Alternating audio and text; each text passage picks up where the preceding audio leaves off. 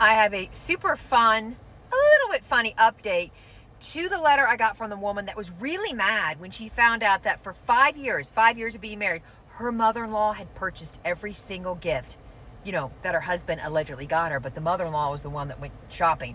She did say the gifts were like amazing. Like for Mother's Day, she got this vintage designer handbag. She said they're nice gifts. But she got the icks because she found out that her mother-in-law was even buying her like her sexy lingerie. She's very upset. She wrote me, said she doesn't trust her husband or his mom because they were both lying to her, and she says it's embarrassing. And especially the lingerie, she's like, my husband has outsourced part of our marriage to his mom. Really upset. So my advice was, yeah, you need to talk to your husband. You got, an issue, but is it worth breaking up a marriage? No. So she gets back to me. And in the comments, which are always fantastic, much better than me, read the comments, people. People were saying, you should say thank you that you got such great gifts. I mean, weigh it. Do you want shitty gifts from your husband or great gifts that your mother-in-law finds?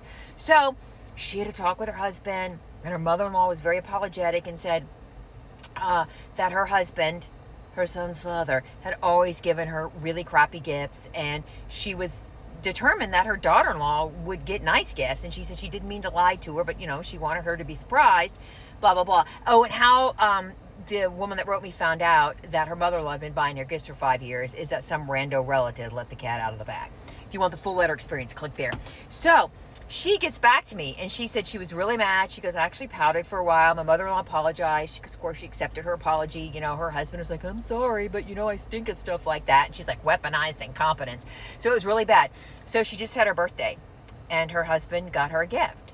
She said it was a fine gift. I mean, he tried, She said what she wanted. He tried. But it was not a gift her mother-in-law would have found for her. So she took the advice in the comments, the majority of the advice. She trotted back to her mother-in-law and said, I would like you to keep on getting all my gifts because they are absolutely beautiful and one of a kind. And she said, she told her husband, I'm still going to be mad at you. She goes, but you suck at gifts. And she goes, I like what my mother-in-law gets me. So everything's fine. She's going to be getting gifts from her husband that her mother-in-law outsources and purchases and does all this like due diligence to find her daughter-in-law the perfect gift. And her husband's going to put his name on it. Is it a perfect solution? I don't know. Works for all of them? Then it's a perfect solution.